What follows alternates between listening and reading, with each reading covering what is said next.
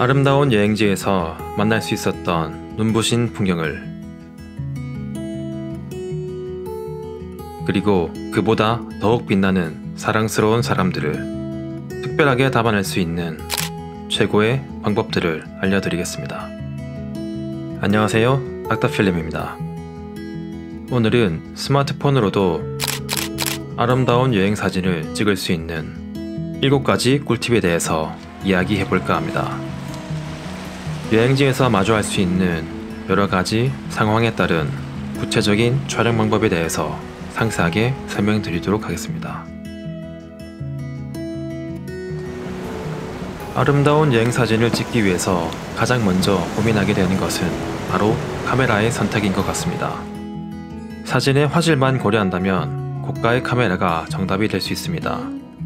하지만 카메라의 크기가 커지고 무거워질수록 여행 다닐 때의 피로감도 커지기 마련입니다.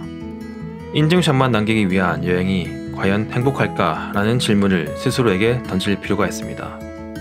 요즘 스마트폰 카메라도 참 많이 발전했습니다. 초광각이나 망원 등 여러가지 화각으로 촬영할 수 있기도 하고, 수동 모드를 활용하면 전문적인 사진 기법들을 사용할 수 있게 됩니다. 몸은 가볍게, 사진은 멋지게, 폰카 하나만 있으면 아름다운 힐링 여행을 떠날 수 있습니다. 스마트폰 카메라를 제대로 사용하기 위해서는 다음 3가지의 사전 설정을 해주시면 좋습니다.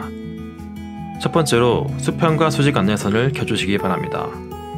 화면에 표시되는 3분할 안내선을 통해서 수직과 수평 그리고 아름다운 구도를 잡을 수 있기 때문입니다. 그리고 두 번째, 주로 자동 모드로 촬영하시는 분들의 경우 HDR 기능을 켜주시기 바랍니다. HDR은 하이 다이나믹 레인지의 약자로서 카메라 촬영 시 여러가지 빛의 밝기를 이용하여 너무 어둡거나 밝은 부분을 자동으로 보정해 주어 풍부한 색감을 표현할 수 있게 해주는 기능이므로 적극 활용하시면 좋습니다. 스마트폰 카메라의 프로 모드를 활용하실 분들은 저장 옵션에 로우 파일 저장을 사용함으로 설정하시기 바랍니다. 보정 관용도가 높아져서 고퀄리티의 사진을 스마트폰으로도 연출할 수 있게 됩니다.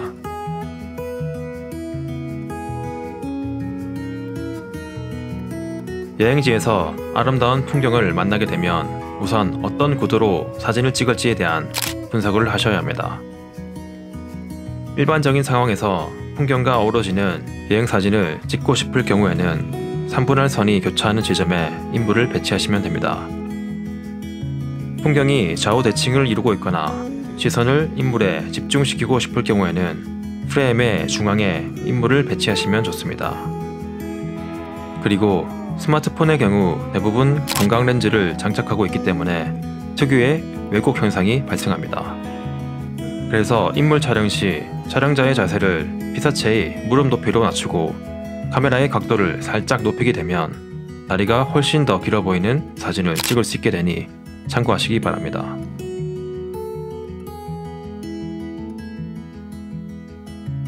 넓게 펼쳐진 풍경을 시원하게 담아내고 싶을 때는 광각으로 시야를 넓히면 좋습니다.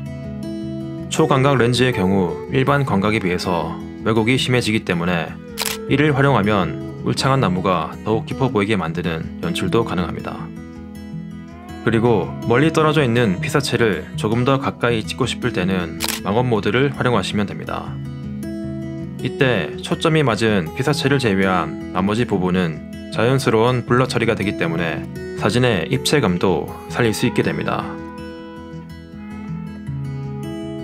여행지에서 피사체에 대한 집중도를 높이면서 감성적인 느낌을 추가하고 싶을 때는 아웃포커싱을 활용하시면 좋습니다. 아웃포커싱은 얕은 심도를 이용해서 강조하고 싶은 피사체 외의 다른 배경을 흐리게 만들어주는 기법입니다. 스마트폰의 자동 모드를 활용할 경우에는 촬영하고자 하는 피사체에 가까이 접근한 이후에 화면을 터치해서 초점을 고정시키면 간단하게 배경을 흐리게 만들어줄 수 있습니다. 프로 모드를 사용하실 경우에는 초점 게이지를 내린 상태에서 피사체에 가까이 접근만 하면 감성적이면서 느낌있는 연출이 가능할 겁니다.